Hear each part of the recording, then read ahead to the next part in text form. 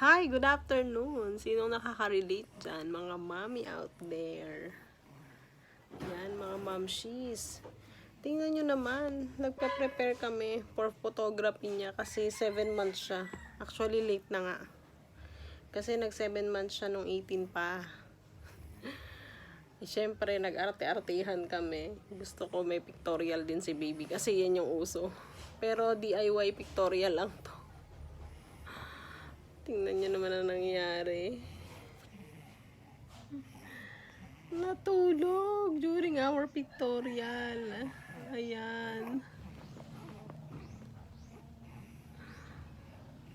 Ayan si baby tulog. Ayan, sarap ng tulog niya. Grabe. Ayan, parang ayoko siyang gisingin kasi kaso yung damit niya eh.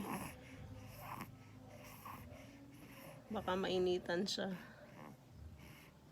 Ayan, bagong ligo kasi. Ang sarap ng tulog niya. Handang-handa ako sa sa kanyang photoshoot. Kaya lang, nangyari. Dalawang photoshoot niya pa lang to. Kasi nag-start na ako, guys. Tawag dito? 6 months na ako na nag-start ng pictorial sa kanya. Grabe, nakakatuwa siyang tingnan. Ayan, no. Nakakatuwa siyang tingnan. Ang sarap ng tulog na tulog during pictorial. Inantok. Inaayos ko pala. May nakuha naman ako mga pictures niya. Kaunti nga lang.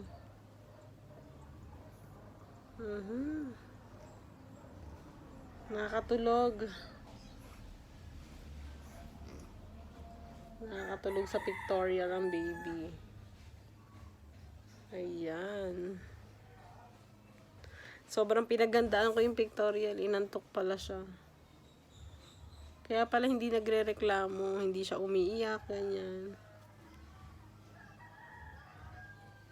Ayan. Yan eh, pinapa-enjoy ko sa kanya pinapa-experience ko sa kanya din yung mga photography ngayon.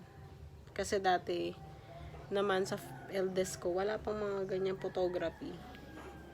So ngayon marami na. Kasi nung 6 months niya, may nagbigay sa kanya ng damit for costume sa photography. Tapos sabi niya sa akin, kasi pareho kami ng baby din. Yung baby niya, may Down syndrome din. Hi, Mami Chrisnaline. Ay, Chrislyn. Thank you.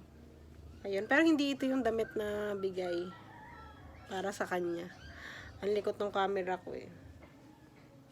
Naisip ko tuloy mag-video. Ayan, may Down syndrome din yung anak nun. So, lalaki yun sa kanya. Sa amin, babae. Ayan. Si baby nga yung reason kung bakit ako nag-YouTube. Nag-YouTuber ako. Ayan. Kasi nga, parang in-enjoy ko yung lahat ng journey na meron siya. Ayan. Healthy naman si baby.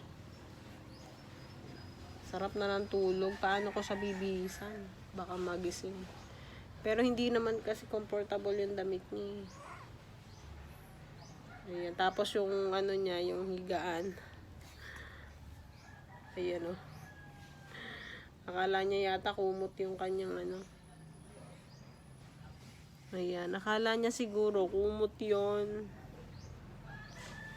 Pero hindi naman. Ayan.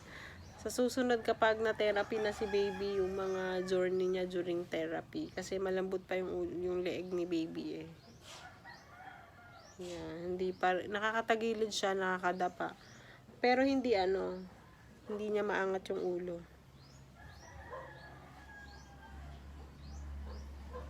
Yan, ganda-ganda pa naman ito oh. Usong-uso na kasi ngayon to, binili ko lang din sa online. Diba, usong-uso naman to, nakikita nyo naman to, mga ganito. Ayan. Salamat sa panonood. Sana samahan nyo kami sa aming YT or YouTube journey. Thank you so much. Bye-bye.